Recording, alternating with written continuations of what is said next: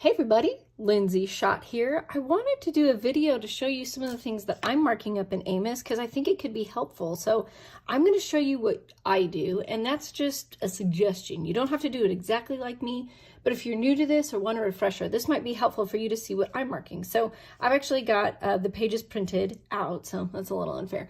But I'm going to show you what it looks like for me to mark this up. I have some different color pens here. I have one of these cool pens. You guys remember these? Okay.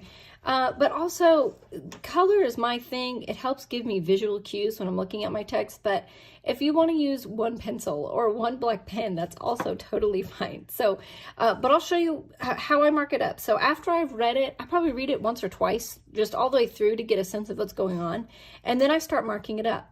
And so I'm going to start by looking for locations and people and maybe some verbs. So it starts off with the words of Amos, and that's a person. So for me, I underline people, and he's a shepherd, and Tekoa, oh, that's a city. So I circle locations. He saw concerning Israel. Is that a location? We'll call that a location. It's before the Uzziah is a person, so I'm going to underline him. He was king of Judah and Jeroboam. That's a person. That's a person. King of Israel. Okay. And then he says the Lord roars from Zion. Here's Jerusalem is a place. Carmel is a place. Damascus is a place. Gilead is a place.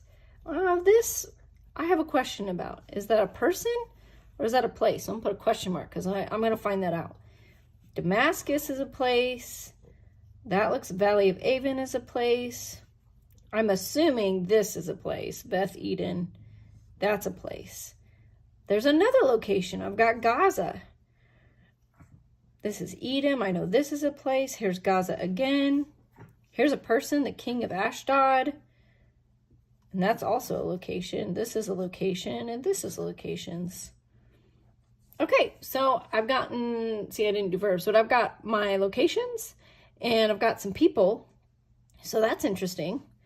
Now I'm going to start marking some things that I said I was going to mark some verbs. So let me do those. Now for me, I like doing a different color, but that's because I like to see it differently.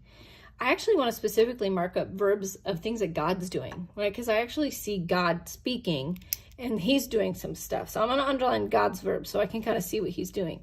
So he roars, he thunders.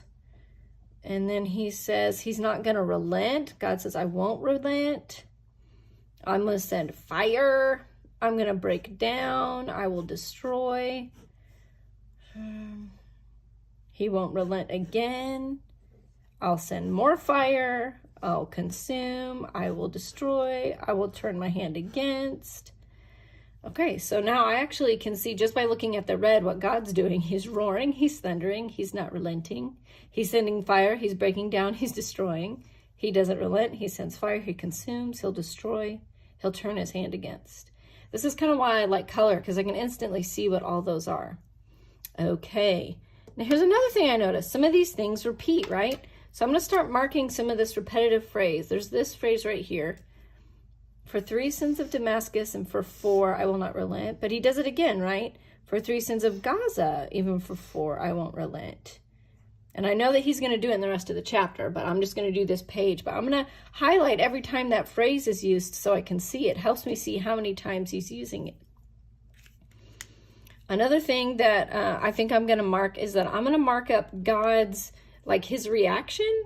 This is one of the things in that chart, like what is God's response? So I'm going to actually mark that in a unique way here. So his response is he's going to send fire on the house of Hazel. He's going to consume the fortresses. He'll break down. This is all God's response. It kind of has to do with that verb. This is his response to them. So this is actually the same exact thing that I'm going to write in that chart under response. So he's going to send fire, consume. This is all of God's response. So now I can tell all of God's responses are orange. So when I look at my Bible, I'm like, oh man, he's got a response. But I also want to mark the offense of the people because that's in the chart as well. So I'm going to mark the offense of the people differently so I can see it. So this offense is here because she threshed Gilead. And then, let's see, here's the other offense. To captive whole communities. and sold them.